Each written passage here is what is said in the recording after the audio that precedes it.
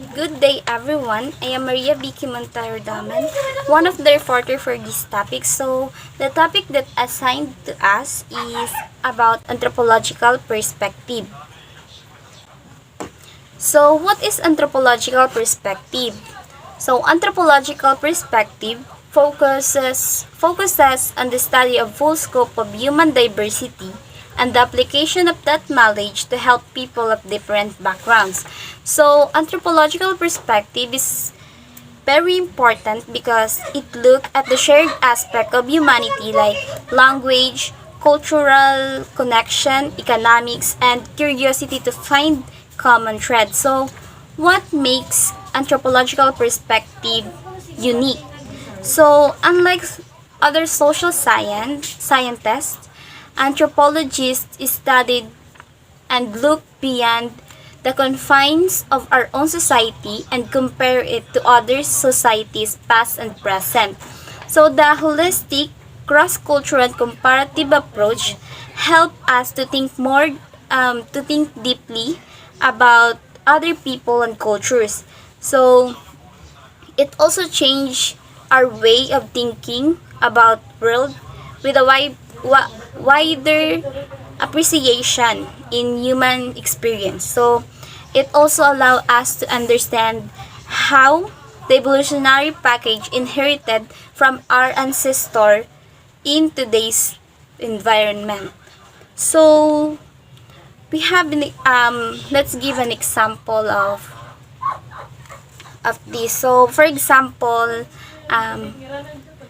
a cultural anthropologist na nag-study ng meaning of marriage in small village of India. So, that anthropologist or cultural anthropologist is studying the meaning of marriage in India. Tapos, i-compare niya sa the way how we define marriage here in our society. So, parang i-compare niya yung dalawang way of defining that marriage. So, next is, what is anthropology? So, anthropology derived from Greek word anthropos, means human, and logy refers to study of. So, anthropology is generally defined as a study of humankind in all time and places. So, anthropology is the study of what makes us human. So, anthropology is the study of people, past and present. Pero, hindi lang siya about sa tao. It also studied the culture and language of humans. So, anthropology is the systematic study of humanity with the goal of understanding our evolutionary origin, from distinctiveness as a species and the great diversity in our form of social existence across the world through time. So, the focus of anthropology is on understanding both our shared humanity and diversity and engaging with diverse ways of being in the world. So, anthropology is the study of what makes us human. So, they also consider the past through archaeology to see how human groups lived 100 or 1,000 years ago. So, there are many branches of anthropology. So, physical or biological anthropology, cultural anthropology, archaeological anthropology, linguistic anthropology. Pero we are not going to focus on these branches. Pero I am going to share you some ideas or information about these branches. So, first is physical or biological anthropology. So, the study of nature of human organism. It deals with the evolution of man and their living and fossil relatives. So, another important concern of this branch is the study of human variation. So, we human belong to the same species, which is the Homo sapiens, but we are different from each other in many ways. Tapos, pero we all look alike physically. So, in short, physical or biological anthropology falls into two main fields. So, first is the study of man as a product of evolutionary process. Second is the study and analysis of human population. Second is cultural anthropology. So, is the study of learned behavior of man in a particular environment. So, this branch deals with the study of interrelationship between people and their environment, between human being as organism and their culture, between different culture and different aspect of culture. Third is archaeological anthropology. It is that branch of anthropology that concerned with the study of material object as a means of describing and explaining human behavior. So, archaeological anthropology focuses on the man's past as things rather than the ideas survive. Fourth is linguistic anthropology. So, is the study of speech and language within the context of anthropology. So, it is concerned with relation between language and other aspect of human behavior and thoughts. The traditional anthropological understanding of the self is that the self is an animal species which underwent the process of biological evolution and has shared the characteristic with other living animals and the hominids in particular. So, in order to us to understand the origin and history of human beings and the knowledge of global culture and communities, people should be able to consider anthropological perspective in their both social and academic lives. The self is a living animal but superior to other animals due to certain factors. So we have two factors, the physical aspect and social aspect. So physical aspect, self as the only animal with the larger brain capacity, making him a rational animal. So we are superior the way how we think or the way how we make decisions to ourselves. So the only animal that can stand straight, allowing him to have better mobility in doing things. Second is social aspect. So self uses language and symbols in dynamic, complicated, and yet systematic manner, allowing him to communicate and preserve history, knowledge, and culture. Can cooperate with other in systematic manner, in larger cooperation, and invent new things for survival. So we are superior to other animals due to how we socialize. So marunong tayong makisocialize na nagkakos na makasurvive in a situation. Thank you. The two very important concepts in anthropology are culture and inculturation. So, culture. Culture is the societal norms, values, and beliefs that a group of people ascribe to. Culture can be defined as all the way of life, including arts, belief, and institution of a population that are passed down from generation to generation. Culture has been called the way of life for an entire society. As such, it includes codes of manner, dress, language, religion, ritual, arts. So, culture is the group of art, belief, knowledge, customs, and habit from ascribed to in life. It is often something we do not think about, as it is just a habit form of the society that we live in. Culture can be defined as the societal norms people encounter within their community.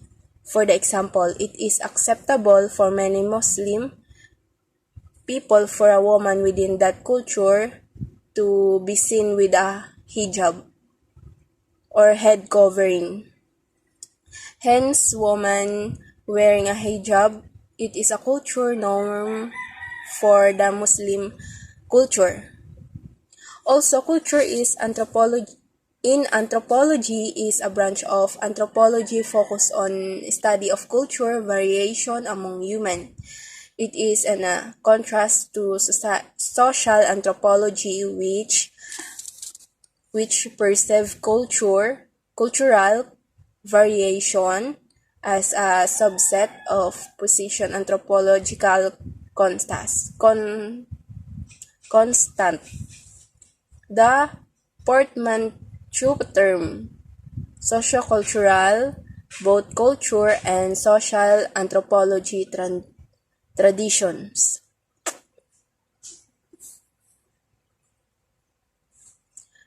Inculturation. So, inculturation is the process of learning about a culture that one live in through observation of languages, behavior, and values. Explore the definition and examples of inculturation, including the formal and informal, conscious and unconscious. Inculturation refers to the process through which we learn about the culture we live in.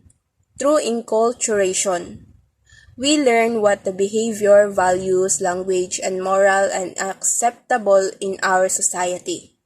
We learn by observing others members of our society, including our parents, friends, teachers, and mentors.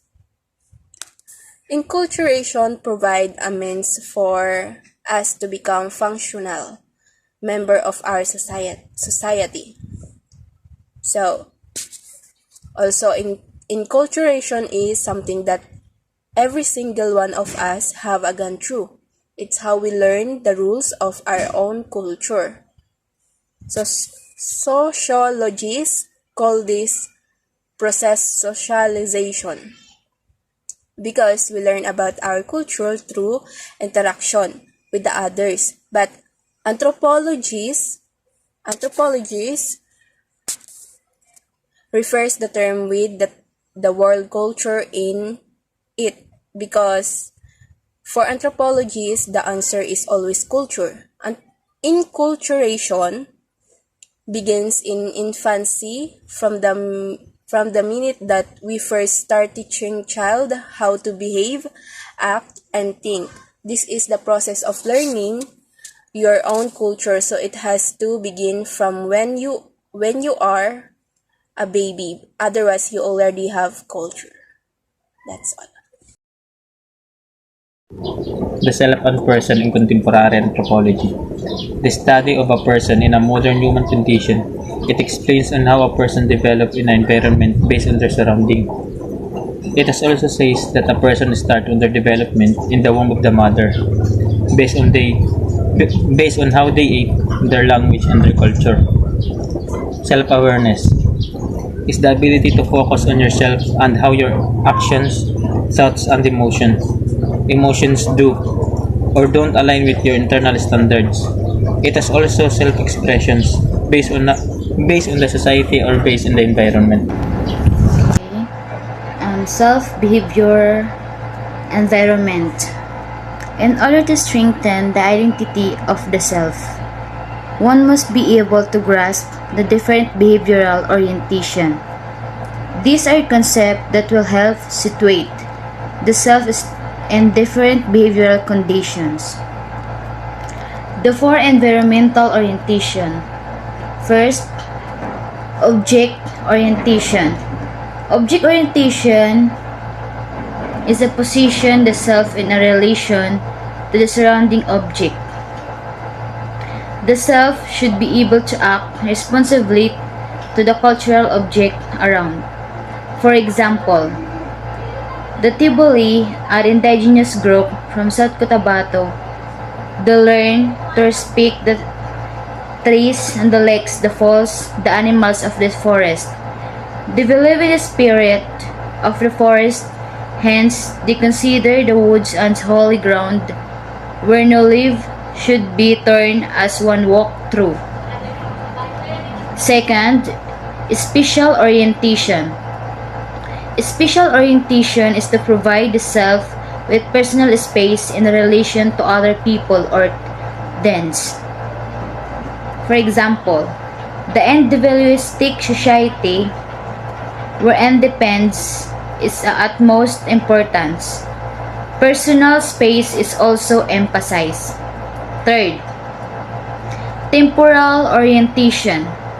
A temporal orientation is to endows the self with the sense of time. Time is truly relevant to cultural communities. In Filipino philosophy, time is seen as spherical. Unlike the Western concept of time as linear, where life events are repeated but may not be necessarily the same.